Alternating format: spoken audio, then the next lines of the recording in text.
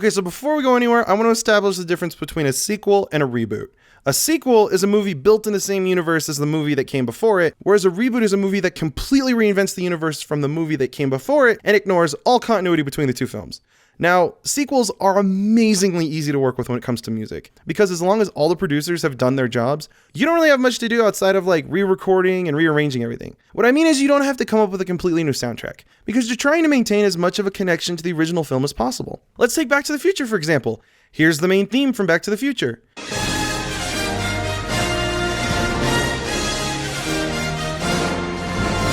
And here's the main theme from Back to the Future Part 2.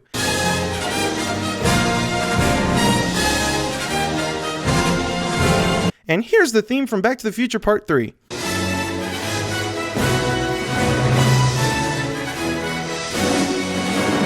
I'm sensing a theme here. Now, it makes sense that these themes get a little bit of a makeover, like Part 3 gets kind of a Western feel to it to fit in with the Western vibe of the movie in general. But overall, you're dealing with the same actors, playing the same characters, doing the same thing, in the same car. Why would you not want to have the same music playing all over that? Still not convinced that writing music for a sequel isn't less work? Let's take this movie that a couple of you might not have heard of.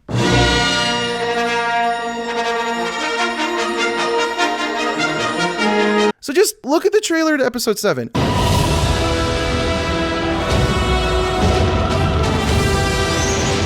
Okay, maybe it got reorchestrated and rearranged and re-recorded, and maybe it has a synthesizer added to it or something like that. But no one is going to listen to that and think, oh yeah, John Williams had to write a brand new theme to Star Wars. I mean, I haven't taken a super in-depth look at the film or the score or even sat down and watched it since it came out in the theaters, because fuck you. But I mean, the only super noticeable piece of music that I picked up on that was brand new was Rey's theme. So like, writing music for sequels isn't really that bad comparatively for writing an entirely new score for a brand new film. Unless like you end up losing the rights to the original film, which would have the exact same effect as losing anything else from the original film. I mean, did you lose your lead actor? Then yeah, nobody's gonna care about your new shit. Like that time when War Machine got a facelift. And yeah, it doesn't make a lot of sense in terms of continuity, and that's going to bother people, but the same thing is going to happen for how effective your soundtrack is. If the audience doesn't recognize the main theme, it's not going to sound like your sequel is taking place in the same universe. Like, when Tim Burton and Danny Elfman left the Batman series, Batman and Batman Returns had Elfman's theme, the one that most people associate with Batman, and Batman Forever and Batman and Robin do their best to mimic the tone, but it's just not the same. Okay, but that's sequels. Let's get to reboots, which I will admit are not only harder to do than sequels from a musical perspective, but in many cases can be harder than just writing your own score to a brand new intellectual property. That is, of course, if you give a shit. So before I start seeing it in the comment section, I just want you to know that this isn't going to be a blind hate speech against Michael Bay.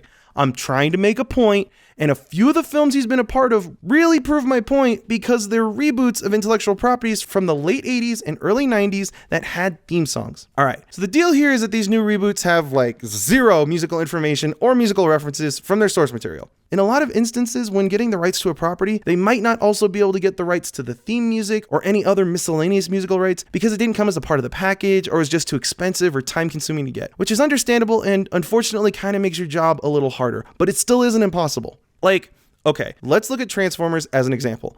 Musically, there's nothing I've been able to find in my quick Google search and rewatching of the film that musically links it to its original 1984 cartoon.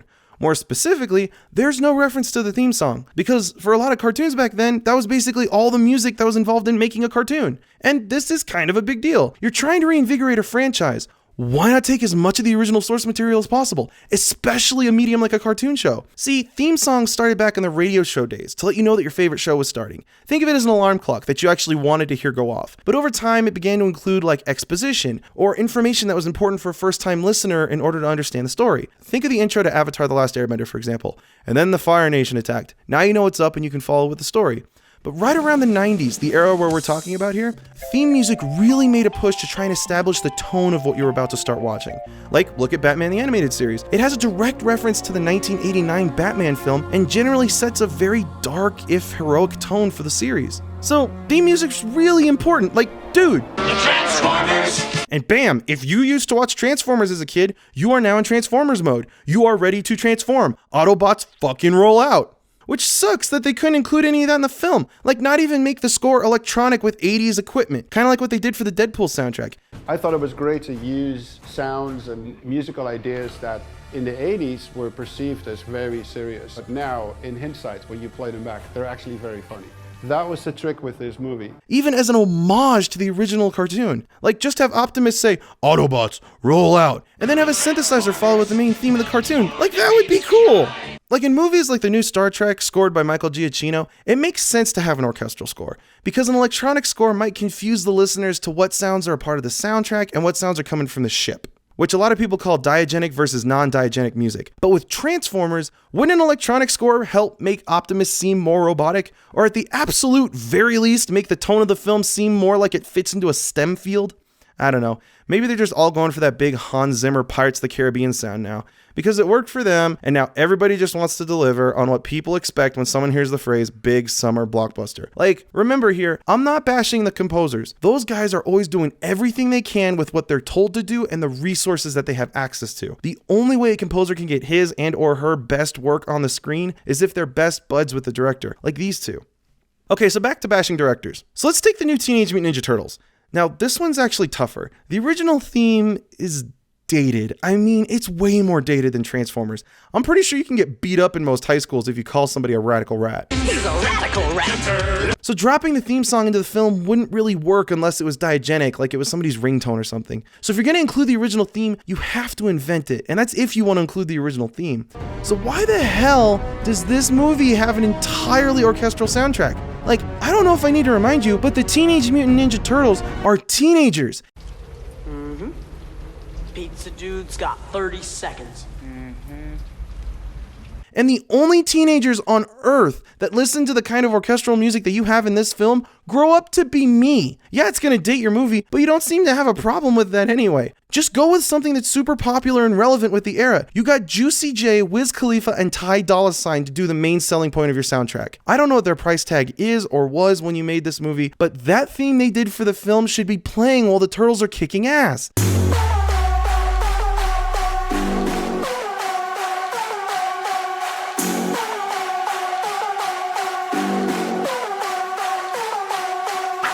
Not at the end, because that theme doesn't really reflect the original theme song to the Turtles. The original theme was really about delivering exposition. It tells everybody who the Turtles are, what their individual personalities are like, where they come from, and who the bad guys are. If you're looking for a Turtles theme that really managed to reinvent that theme but maintain its purpose and still deliver all that information, take a quick look at what Nickelodeon did to the 2012 version of the TV show.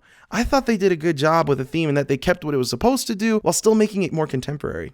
But instead, that super pricey song, Shell Shock, just becomes an anthem for people ejecting DVDs and going to the bathroom. Now, there are actually some times when you might want to completely reinvent a franchise, musically speaking. Like, in recent years, James Bond became a blonde, and in many ways you might want to drop that jazzy feeling of Bond's predecessors and replace it with something darker with more emphasis on the orchestra, just to musically communicate how this new Bond contrasts the old Bond, because James Bond is different now. But he still has that freaky 70s highly stylized opening, and he's gonna have that main James Bond theme reference throughout the film, even if it's his own version, because he's still fucking James Bond, so he's still gonna keep doing this. The name's Bond. James Bond.